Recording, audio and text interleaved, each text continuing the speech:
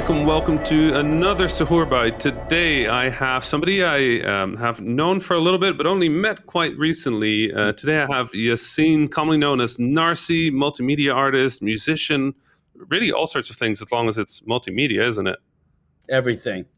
Everything. As long as you can express something through it, it's yours, right? Yeah, only thing I can't make is like kebab or mahshi, but everything else, I got my hand in. These are the tough ones. We had a discussion the other day on the Habibi's podcast about who makes the best kebab and kofta, and apparently it's the Iraqis. Which I mean, the Iraqis do everything. We started everything, so we do it best. we uh, we met last week on Al Jazeera speaking about Iraq, actually, in a less fortunate context. The whole 6 days in Fallujah thing. We both didn't get to say everything we wanted, did we? No, I mean, I knew that the media is like a very, when you get on a TV show that has a limited amount of time, you're really like boxed in and they kind of control the narrative. So I just made sure that my interventions had statements and points that I had predestined prior to being on the channel. Right. And I think I got through as much as I could, you know what I mean? What was like a big thing you wanted to get through that we didn't really get to touch on? Because for me, like I really wanted to talk about like just the general representation of our people in media a little bit more, but they really focused it sort of like on 6 days, right? Yeah. Did you have anything? Yeah, I wanted to really talk about Iraq and how constantly when Iraq is represented in the media, it's very much in a negative sense for the last 20, 30 years. And it's like enough, like this is Right. not a general Muslim thing or a general Arab thing. This is very specific to my community and my people. And if I'm going to be in this space of media, then I'm going to rep my people to the fullest. And she kept, the show kept being detracted to the word controversial around this game 6 days in Fallujah. And it's like, Right. no, it's not controversial. It's ignorant. Right. There's a big Right. difference. So I was just trying to sway the conversation in that direction and just have bullet points. And you did the same. I think we did pretty well. Right. Yeah, it worked out well. It was in the end. I think I watched it back and I was pretty happy with it. But and it got a lot of press, bro. We got in a lot of newspapers after that, like right, from from all over the world, from Le Monde to the Times in the UK. Like it's everywhere now. Yeah, which is good. That was the part that was needed because the conversation in the games press, they're generally like Rebecca did an incredible job, right? Yes. Rebecca Valentine did an incredible job. But the fact that it took so much time between when they had the developer speak about his game without any pushback, without any questions, just like, white Americans interviewing white Americans about this, and actually having an Arab or Iraqi voice or a Muslim voice or anybody that would have a feeling with this that isn't like, oh yeah, cool shooter game.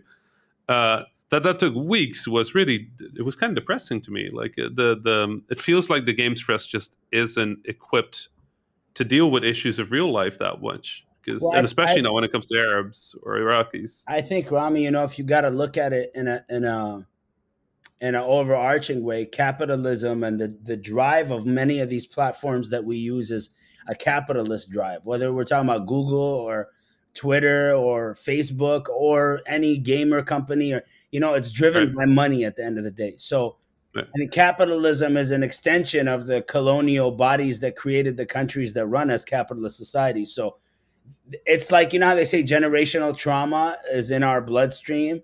I think that generational ignorance runs in the bloodstream of capitalism. And it's like, you can't separate the structure of financial gain from exploitation of a people, and whoever it has exploited along the way becomes a part of that algorithm, that code, so yeah, that's why I tried to break. Yeah, no, it's why, and it's also I think why these conversations are important right now, because they won't happen in the system itself, right? They won't happen in the system that benefits from that oppression, that benefits from that exploitation. So I guess you just got to start talking. But to see the conversation sort of ripple around the world has been nice. What if you were to represent Iraq in a game?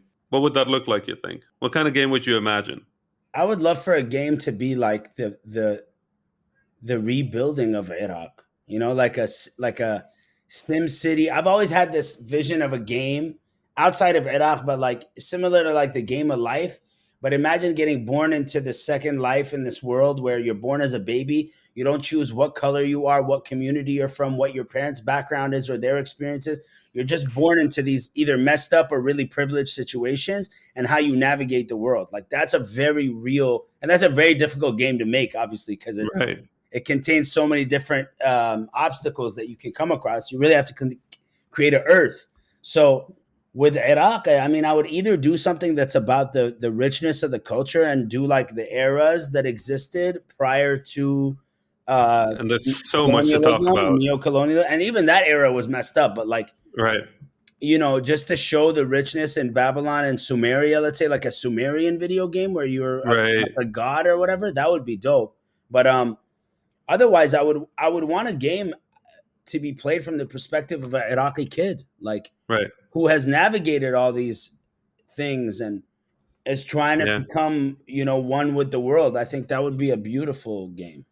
The one of the thing that most frustrates me about this whole discussion when you're on Twitter and you're facing all this hate and harassment from people that are like, it's just a video game. Like I'm a game developer. I don't believe it's just a video Yeah. game. It's part of this media. It's part of the media outing. It's part of our culture. It's part of the military complex in many Yeah. ways, right? Yeah. But the thing that frustrates me, people going like, why don't you make that game from the Iraqi perspective? Now, like if I wanted to make a game from the Iraqi perspective, it wouldn't be about the invaders, right? It wouldn't be about like It how would be everything about is war. that content. It doesn't need to be about war. Why would I make a game about war? Like people go like, oh, we want to capture the reality of war. The reality of war is depressing. Yeah. Yeah. It's really depressing. From any So perspective, you know what I mean? the stories that we've been told about war, about winning wars, because that's the U.S. perspective on war is very much about how do we win a war. There are games that play it differently, but if I wanted to make a game about the Middle East, about Iraq, about Egypt, about any of the countries with our people in it, no, let's make something about how beautiful that world can be. Yeah. And like it's still messed up. It's still multifaceted. There's still problems. We still have our own issues. But I've never seen those in work. I've never seen those in games. And I think, it all comes down to also who's complicit in the exploitation of these ancient cultures. And unfortunately, Arabs are very much complicit in it too now. So the people that you would assume have the money to fund these projects, like a 1948 movie from the perspective of a Palestinian family, Right. you know how beautiful that would be. But that Yeah. no one in Hollywood is going to fund that. And then if you find somebody from the community to fund it, it's very difficult. Right. So Yeah. I think that's where we're hitting a wall is we don't have enough people with money that care. Right. Right. Again, it goes down to Capitalism. what your purpose in life is. Like, is your Right. purpose in life to get rich and that's it, or is your purpose in life to get rich and create new stories and embed them into the consciousness of society? And I Right. mean, I think our generation has more people like that, but we're by far not as rich as we could be to make these things. Yeah. We missed the money boat in that regard entirely because the structures are the capitalist structures are pretty sturdy by now, and getting into them based here, it requires the goodwill of the people with the money. Making things that speaks to truth or power or culture or Doesn't make trauma, money.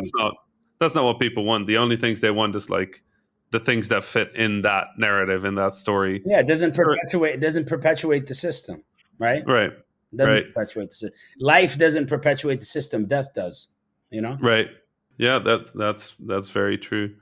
Narcy, thank you so much. This I'm glad we got to chat a little bit about this because I felt it really went fast on Al Jazeera, and I think a lot of time was just spent catching up with where the narrative was thrown. Just having some time to talk with you for a few minutes For sure, bro. was really lovely. Thank you. You're working on some new stuff, aren't you? I am working currently. I just put out an album with Thanks Nice. Joey called Meme Against the World, which is really a reflection on the things we're talking about, but really about living on the internet in this time and what it means to our hearts. So it's a short little punch. I have an Rockefeller album coming out that's going to be like a campaign for a year. I'm putting out a song and a video every month. Nice. Post Ramadan, so starting in the summer, inshallah. And then Inshallah. working on some TV projects. Hopefully they get off the ground, working on a podcast idea. So I'm just like shooting my shot in multiple directions till something hits. Awesome. Awesome. If people want to follow this, people want to keep in touch, where can they find you? You can find me at Twitter at the Narcissist, Narcy Narc on IG. Go to wearethemedium.com. Check out our store. Go get some books. Go get some vinyls. Go get some Rockefeller merch. We're on the way, man. Thanks so much. Thank you, Habibi. Salam.